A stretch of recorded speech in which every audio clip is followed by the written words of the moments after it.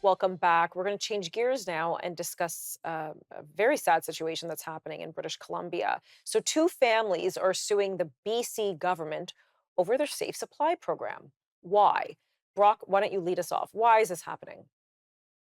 So one family's 14-year-old daughter tragically passed away. Another family's daughter was addicted to drugs and I guess had some bad drugs, even though it was from the Safe Supply program, and her life may be ruined, even though she's thankfully still alive.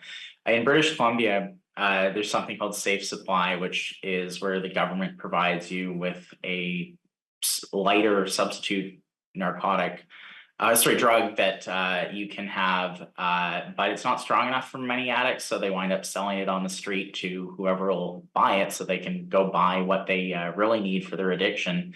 British Columbia has a huge problem with this because all that's being done is safe supply. 2 decades ago, there was a program called Four Pillars where there would also be treatment and prevention and enforcement of the law. And now, under David Eby's NDP government, there's just safe supply, which is giving out drugs. It's easier to go online and order a crack pipe from the government than it is to go and get treatment and help if you're trying to get cleaned up and get your life back on track. Well, Brock, that's so sad. And when I read the story of these two young women, of course, one very sadly has passed away. To read that one of them, they said that I think one of them alleges that the one family alleges that what they received from the government that was not safe. I mean, it's drugs. I guess one could say it's never safe, but it was contaminated or laced. Eh, what's the point of safe supply? And of course, that's a very nuanced question. But if it's not even actually safe substance, Well, often what's happening is also the drug dealers are creating counterfeit hydromorphone and stuff like that, which is laced with other things, and people cannot tell the difference between the stuff that's safe and I mean, no drug like this is safe, but like stuff that's laced and stuff that's not laced. The deputy chief of the Vancouver Police Department told the House of Commons committee a week or two ago that 50% of hydromorphone seized in BC have been diverted from safe supply drugs, and we're also seeing this in London and other cities like that. And it's very basic. It has been happening as old as time, like with these injection sites that, these addicts go in. Obviously, they probably use some for themselves, but it's not hard enough for them. So then they sell it to get the harder drugs. And these parents are saying that the hydromorphone that their daughters got was on the street, but it was from drug dealers selling that to youth.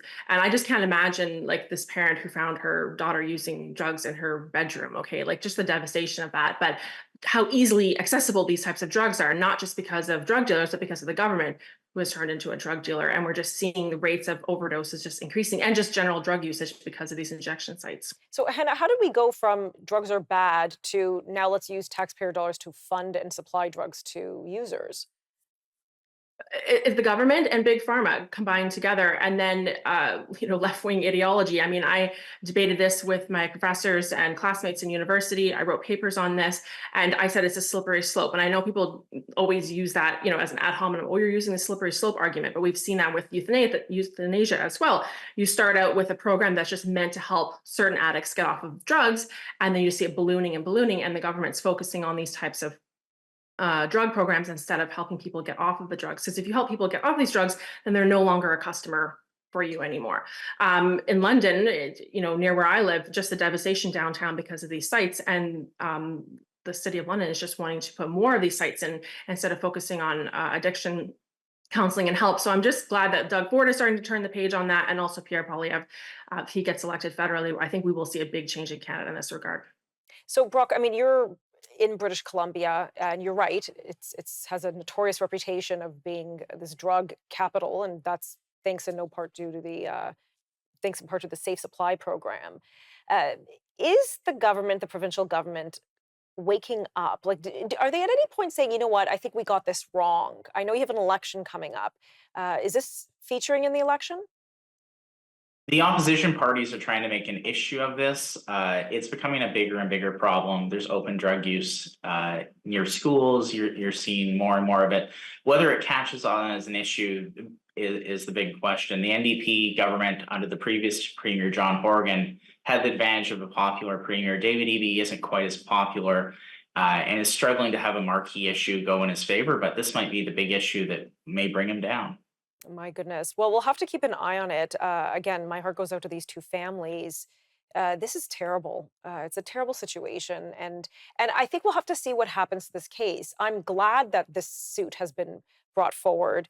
I think it would be interesting to see how far it gets, and to see if this will be the wake up call the government needs. We'll pick this up in just a few moments.